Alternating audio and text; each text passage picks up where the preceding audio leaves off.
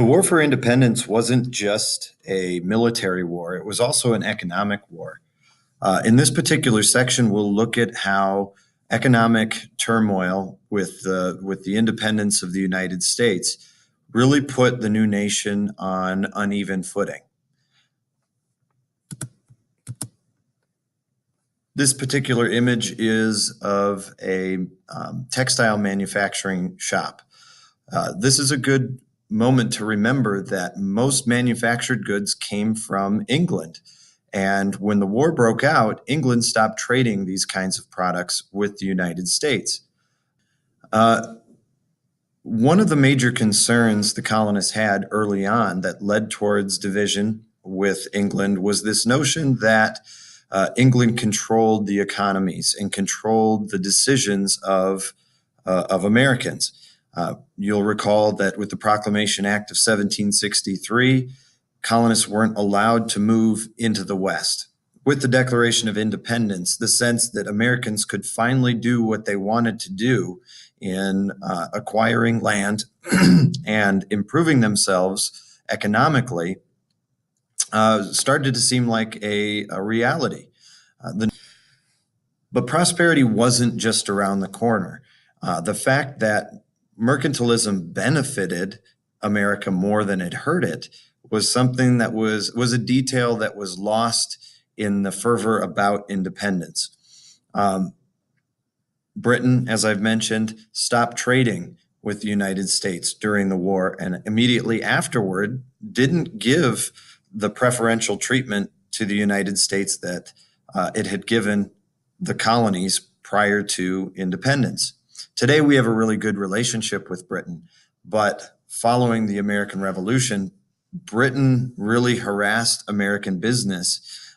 For example, didn't allow American ships to trade near the West Indies, would attack them, push them out. During the war, American fishermen from New England weren't able to go up to Nova Scotia and Newfoundland where they had had a lot of success. And so American business took a big hit because of the war for independence. In replacement of trade with Britain, American merchants sought avenues into the Far East, opening trade with China and seeking out goods such as ginseng that had been a rare commodity that was only being imported into London in small quantities before the war.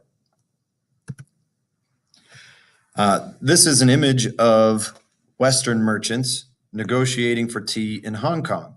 You might recall the Boston Tea Party and how the monopoly of the British East India Tea Company had required the colonists to buy only British tea.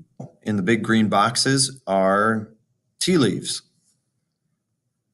Now, this tea probably wasn't as cheap as British tea, but the opportunity for Americans to actually make economic decisions for themselves is really what part of what the independence movement was about. Along with limited trade, Americans also suffered during the wartime because of unscrupulous profiteering. People charging exceptionally high prices during war because of how commodities become more scarce. With rising costs of goods and reduced spending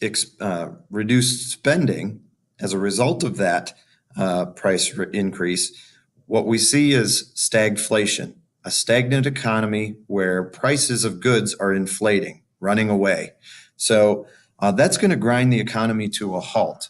And this is going to be the situation that the new governments are in when they get out of the war. Again, the average citizen was worse off financially at the end of the American Revolution than they were under British law. Economic climate after the American Revolution was pretty unhealthy. We have a small group of merchants who became incredibly wealthy because of profiteering. And we have a group of merchants who had been wealthy, had done well under the old British system, but now are bankrupt because their old ties, those old protections that were secure under mercantilism, have been removed.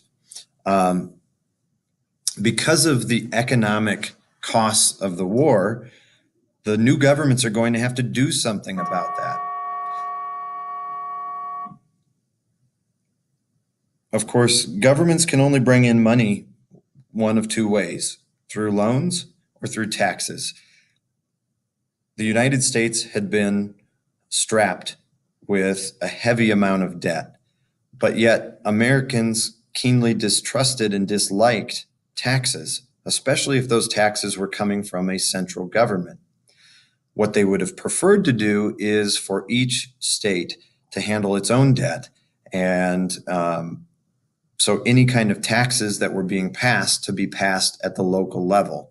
However, this war for independence had been a united movement. And so the sense that one state alone shouldn't or couldn't handle it by themselves was a concern, especially rural communities that had fewer people to pay taxes, or colonies like Massachusetts, where fighting had been taking place for much longer.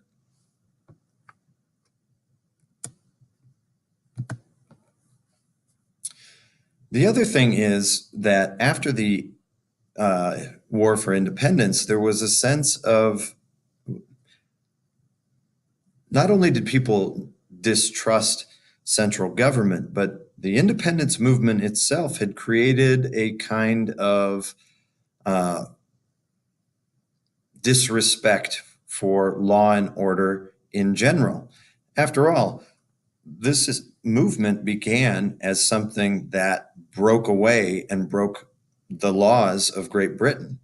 And so for the new government to come in and to demand law and order, and for people to demand respect for that system, seemed to be a little bit counterintuitive.